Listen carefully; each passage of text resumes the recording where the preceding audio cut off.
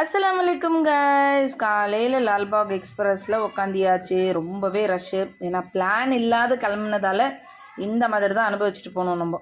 So சடனாக கிளம்பணும் அப்படின்னு சொல்லிட்டு பிளான் பண்ணிகிட்டு இருந்தேன். அதனால் ரொம்பவே ரஷ் இருந்தது. ஸோ எப்படியோ அடித்து தள்ளி பிடிச்சி சென்னைக்கு போய் சேர்ந்தாச்சு. அங்கே ஒரு குட்டி ஃபங்க்ஷன் இருக்குது. ஸோ அந்த ஃபங்க்ஷனுக்கு தான் நான் போனது. என்னை பார்த்த உடனே எல்லாருக்கும் ஷாக் ஆகிடுச்சு. ஸோ ஷாக்கும் ஆச்சு, அது கூடவே ரொம்ப ஹாப்பி ஆகிட்டாங்க. நானும் அவங்கள பார்த்து ஹாப்பி ஆகிட்டேன். ஸோ அதுக்கப்புறம் எல்லாம் ஃபங்க்ஷன் எல்லாம் முடிச்சுட்டு சாப்பிட்டுட்டு அதுக்கப்புறம் ரிலேஷன் வீட்டுக்கெல்லாம் போய் எல்லாம் பேசி கீசி முடிச்சுட்டு அந்தோடைய நாள் முடிஞ்சிடுச்சு. மறுநாள் காலையில் எந்திரிச்ச உடனே காசிமேடு கிளம்பியாச்சு. ஸோ அங்கே பார்த்திங்கன்னா ரொம்பவே விலையாக இருக்குது. ரொம்ப கம்மியாக இருக்கும். பட் என்னன்னு தெரியல, சென்னையில் எனக்கே ஆச்சரியமாக இருக்குது, இவ்வளோ விலையாக இருக்குது. பெங்களூரில் இருக்கிற மாதிரி தான் இருக்குது அங்கேயும் விலை. அப்படி பார்க்க போனால் அங்கே க்ளீன் பண்ணி கொடுக்கறதுக்கு, வெயிட் போடுறதுக்கு எல்லாத்துக்குமே செப்பரேட்டாக காசு வாங்குறாங்க. ஸோ அதனால் இங்கேயும் வாங்கிக்கலாம் இல்லையா. ஆனால் என்ன ஒன்றுனா பட் ஃப்ரெஷ்ஷாக கிடைக்கும். ஆமாம், கரெக்ட், ஃப்ரெஷ்ஷாக காசு கொடுத்து தான் ஆகணும்.